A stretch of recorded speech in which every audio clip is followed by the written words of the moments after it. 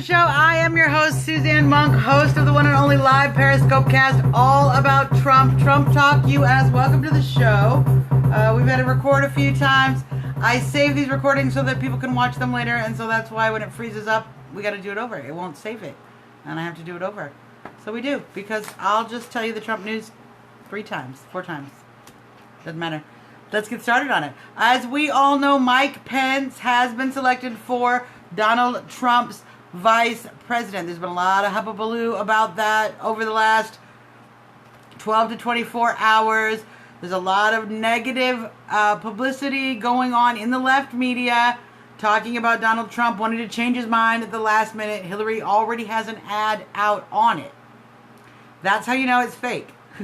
They planned that narrative. They wanted it to be the narrative. Donald Trump has said that Mike Pence was at the top of his list from very early on.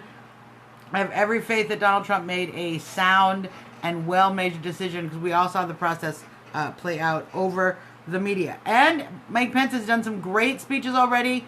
I think he's going to do wonders when it comes to being an attack dog on the campaign trail, and already shoring up the Republican base, that conservative base, that Tea Party base, that Cruz base. As we all know, Mike Pence originally endorsed Cruz, but had high praise for Donald Trump.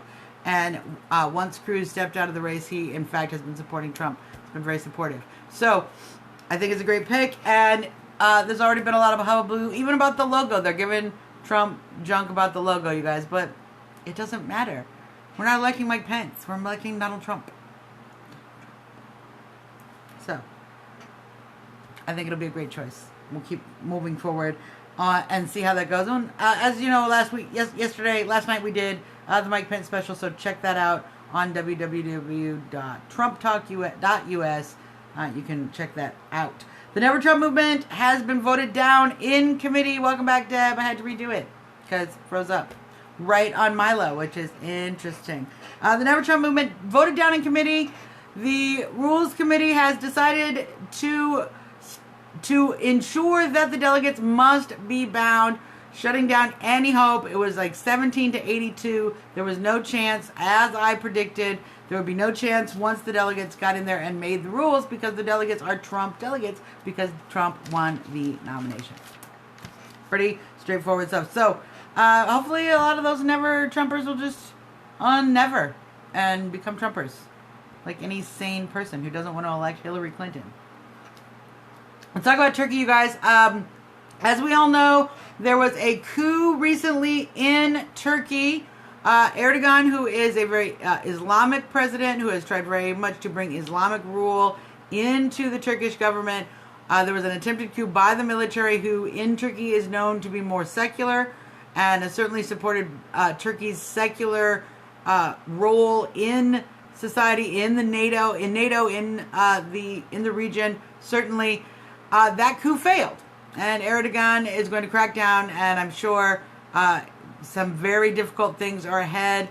Already, our troops that are there in the Turkish airspace, in the Turkish airbase there, Erdogan won't let anybody fly out or fly in until we extradite the man he believes who was responsible for the coup. So already there's problems. Why do I mention that? We're talking about Donald Trump. Turkey is a member of NATO. It is a huge complication that these are the kind of things that are going on with Turkey while Turkey is a member of NATO. And we all know there were problems with Turkey when it comes to ISIS, with the Kurds, with helping with they resisted helping the Kurds at all. In fact, attacked the Kurds who were attacking ISIS, thereby helping ISIS. So Turkey has not been helpful. And as a member of NATO, Donald Trump is entirely correct that we need to review how NATO works, how the nations are participating in NATO, in that alliance, and focusing NATO on the issue of global radical Islamic terror, which we all know that's going to create some complications. We're going to have to revisit our relationship with NATO, with Turkey, with many of the nations, in light of the current situation we have globally. So this Turkey coup, an excellent example of what Donald Trump is talking about when he says we need to look at NATO, rethink, reframe, and adjust what we're doing with NATO. Excellent, excellent example.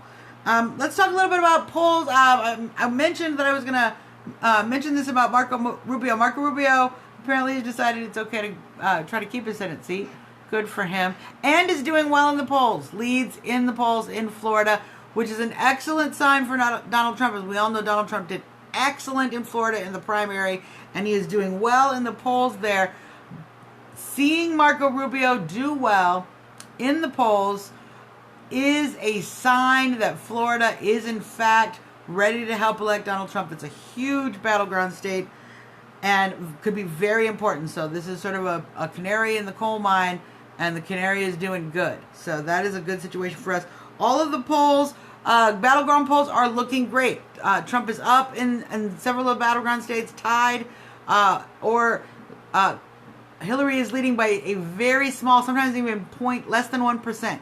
So in each of the toss-up states, if you go to the Real Clear Politics average, click on the electoral map, in each of those toss-up states, there is Trump is doing very well, very, very well. There's a few states he leads Hillary significantly in. There's a few states like Michigan, Hillary is up by 5 points or so. But I think Mike Pence will help shore up and bring out some of those voters in the Midwest, in the Rust Belt, the Coal Belt, in these blue-collar states where people, working class people are certainly going to be drawn to many of those conservative and perhaps evangelical values. And I think that's going to be something we're going to watch as the polls are going forward to see what happens in those states specifically. Because if we pull ahead in Michigan and we start pulling ahead in Wisconsin, those are two states with Ohio, Pennsylvania, and Florida.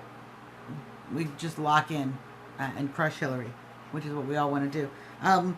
Nationally, Rasmussen has Trump up by 7 over Hillary Clinton, and CBS has Trump tied with Hillary Clinton, even when Gary Johnson is factored in. So at this point, Gary Johnson is either pulling equally from both candidates or pulling a little bit more from Hillary. So, it might be something interesting to keep in mind when your Johnson friends post all their little posts. Get in there. Explain to them about Trump. The convention, 18th to the 21st, convention starts on Monday. There shouldn't be any rallies popping up. There may be one or two. We'll let you know if that happens. But I will be reviewing the speaker schedule and giving you some highlights on who I think is going to be great to listen to on Monday at 8 o'clock. Scott Baio, Charles, will be in charge at 8 o'clock of the convention. And we'll be speaking on. He has been an excellent advocate, amazing advocate for Donald Trump. There's some wonderful, wonderful interviews. Even just tonight on Justice Janine, great interview. He's a huge supporter, truly from the heart, genuinely believes Trump is the best candidate and the best person for this country. Sorry, ladies, he is happily married. But doesn't mean we can't look, right, ladies? You know how that goes. Let's do my Trump reason of the day. Trump reason of the day, education. One of the great things I know Mike Pence mentioned in his speech, it brought it back to my mind. Trump is going to be the education president. Why? Because he's bringing education back local, as we all know, and as we were commenting about in the previous taping that was great but got frozen. Even your school teachers, everybody knows the teachers and the parents and the local community make the best decisions for students. They know what students need to learn, what type of learning is most effective for students. The parents know the children, and the teachers know the children better than any bureaucrat in Washington. And we all know that has been a huge problem with Common Core, is that it has a top-down approach to education, and it's turned our children into little test bots that don't really have learning skills, reading comprehension, many of the skills necessary for being a good citizen and a productive member of society, including math and many of the other just basic skills we know are so important to function. So Trump has stated many times, it's a huge point for him, that he is bringing education local. He wants to shut down almost all of the Department of Education, which is going to be great. There's no point to send Washington a bunch of money so that they can give it back to you and then tell you what to do. That doesn't make any sense. It has never made any sense. And I I am so in support of Mr. Trump and his bringing education back locally to the states. It's such an important issue, and it's my Trump reason of the day. So, let's try to do hotties again. Hopefully, this will not freak out. As you know, we talked about, I was called out on Facebook. I was called out on Facebook for only posting female hotties. And they were right. I was totally being one-sided on that. Now, I don't want to let down any of my fans who are expecting a beautiful woman with Trump gear. In fact, I have a celebrity beautiful woman today, Tila Tequila. There she is. In her Build That Wall hat. She's been a big advocate for Trump on Twitter. We love her. She's fantastic. But our Trump hottie of the day in the male category, this is Milo Yiannopoulos. Now, as you all know, Milo is also a celebrity. He is an author, writer, a speaker, and a huge Trump advocate. And ladies, unfortunately, flamingly gay. Doesn't mean we can't look. Let's take an eyeball. Yes, Milo and his friend. And they've got all the things that piss people off. Look at his Trump flag with his weapons, his drinks, his money, his hats in the background. Milo, you're fabulous, sweetheart.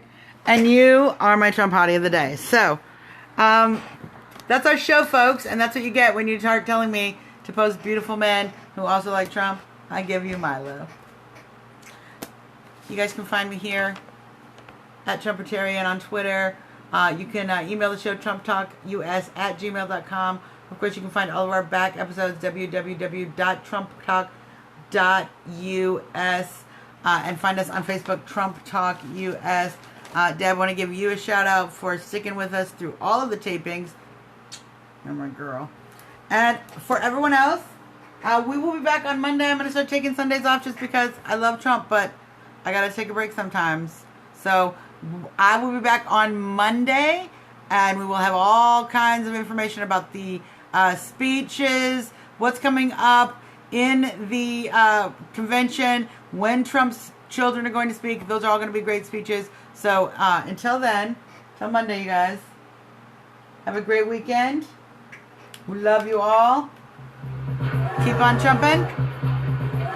And we'll see you after the weekend. Have a good night.